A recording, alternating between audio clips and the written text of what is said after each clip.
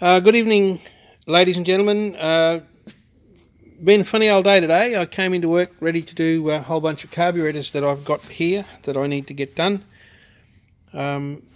Also, a gearbox and an engine block that needs to be reassembled. So I was hoping to get that started today, and I decided to give my bike a service when I when I got to work. Changed the oil, changed the filter only a couple of weeks ago, and gearbox and final drive. So anyway, I was filling up the gearbox and I dropped a little plastic tube off the end of the funnel into the inside of the gearbox. And I thought, well, I've got to get that out of there, and I couldn't get it out any other way, so I took the gearbox out, took the back off, and that resulted in me putting a new set of bearings and basically rebuilding the gearbox. So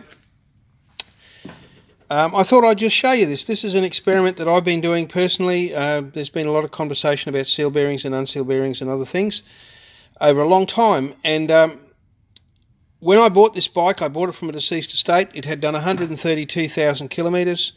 At about 145,000 kilometres, it had a catastrophic failure of the big bearing, no circlip, took the back housing off the gearbox and caused a lot of damage. I had to put a new input shaft, a new input drive gear, a new cush drive, a complete intermediate shaft, a new fifth gear, and there was one other thing I can't remember now, and I haven't got my notes here. I was looking at them today, but it had a big rebuild. Now, I thought this gearbox had done about 200,000 kilometres. Michael Schneering built it with me. This was the first gearbox that I ever built on my own. There it is, sitting there on my workbench, on my stand, I should say. And when I put it back together again, I hadn't quite got the shim calcs right, and we pulled it apart 2 or 3 times until, Michael was happy with it. And that was my first baptism of fire. Rather than assisting by pressing on and off gearboxes, I was left to my own devices. And he said to me at that time, if you can take a box of parts and work out from that box of parts how to put that gearbox together without looking at a manual, then you are good enough to do any work on gearboxes.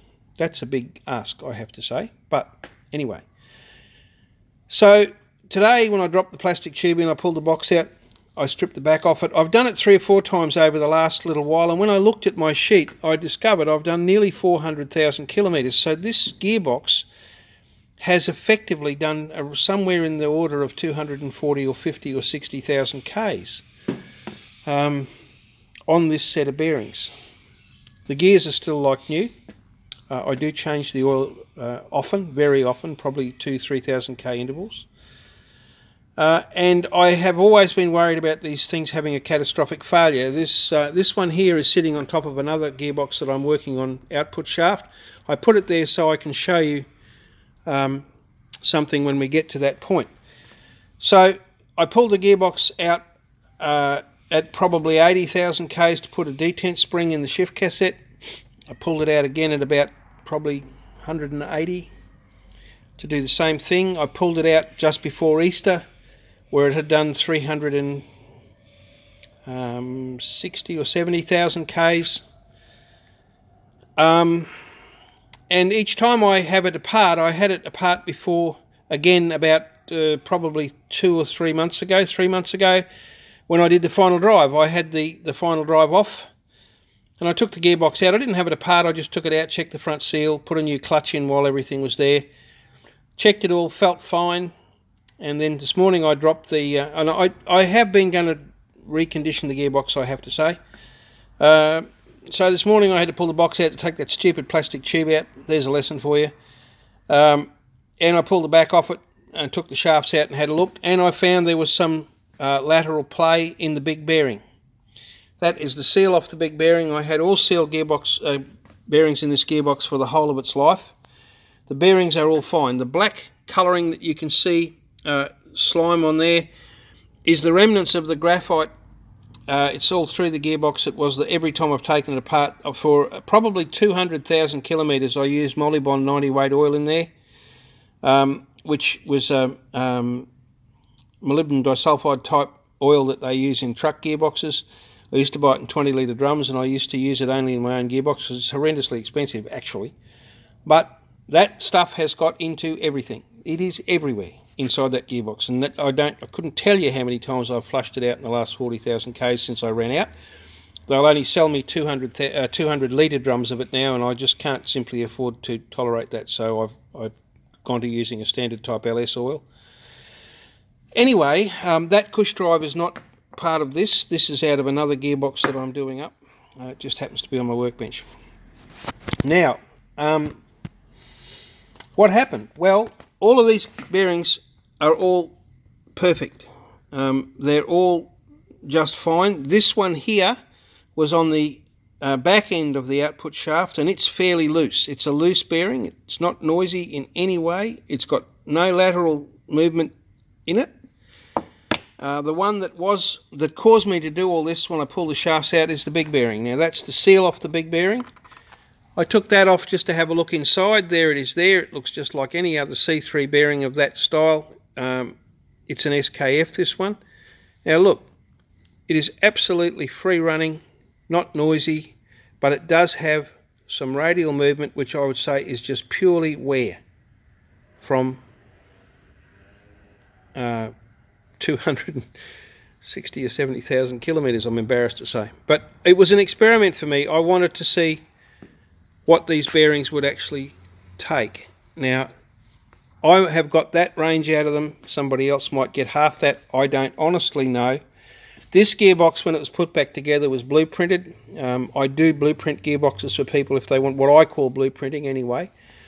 I polish all the shift cassettes and the tubes that the forks slide up and shift forks slide up and down on.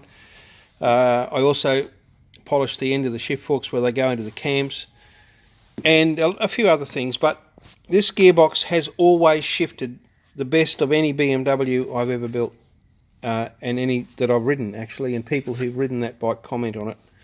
The tolerances were down to the minute amounts that the minimum that Michael allowed, and when I put it back this afternoon, I've re-shimmed it back to that. Now I'm going to try and show you, just bear with me for a second.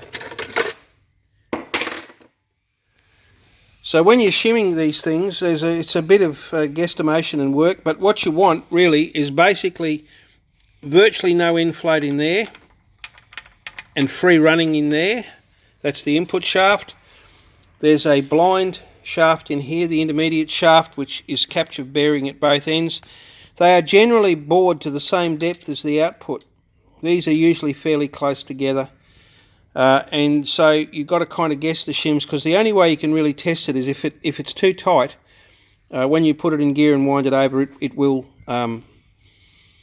bind, or you can get it so tight that if you undo these case screws, it'll actually pop up on this corner. So I mean, there are a couple of ways of picking it, but as a general rule, when you work out, I'm trying to stay out of the light here and still do this. I don't know if you can see it, but you can just move that shim around. I can't really get to it without, hang on. Yep. You can just move that shim with a pointer. Okay, you saw it move there. Now, it's not loose and it's not tight. It's just got a very light drag on it, and the gearbox is now stone cold. That's what I aim for when I build these, and I aim for these to be with no real discernible inflate. If I put a dial gauge on it, I might get 1 thou, or maybe 1.5, maybe 2 thou, 1 thou anyway. Almost impossible to feel, but still free is what we go for. So that gearbox is going back together. It'll be back in the bike tomorrow morning. These are the bearings, and I just thought you'd find that interesting. You know, they have stood up. When I took the covers off, there's no grease left in there, so obviously the oil's been permeating in past the seals.